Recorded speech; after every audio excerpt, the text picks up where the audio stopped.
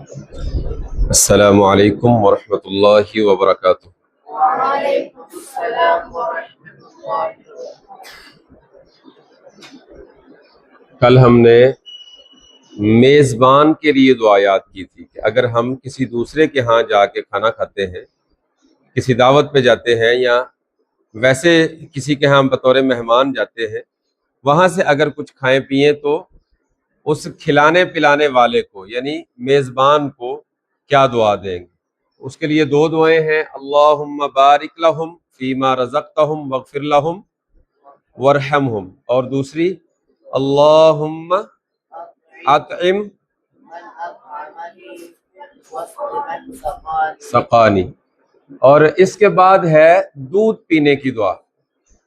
کھانے پینے کی دعائیں ساری ہیں، لیکن دودھ کے لیے الگ سے نبی علیہ الصلوۃ والسلام نے دعا سکھائی ہے۔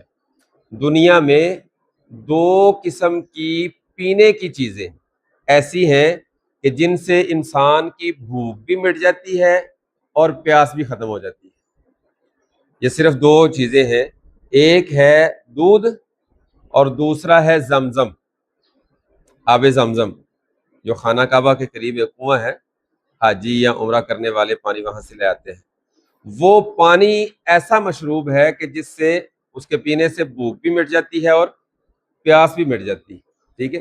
تو دودھ پینے کی دعا نبی علیہ السلام نے الگ سے سکھائی ہے، اللہم بارک لنا فیہ، اللہم بارک لنا فیہ، اللہم بارک لنا فیہ، اللہم بارک لنا فیہ، اللہم بارک لنا فیہ اللہم بارک لنا فیہ، وزدنا منہ، وزدنا من ہو ہے، وقف کریں گے تو من، اللہم اللہم بارک لنا فیہ بارک لنا فیہ، وزدنا منہ، وزدنا اللہم اللہم بارک لنا فیہ بارک لنا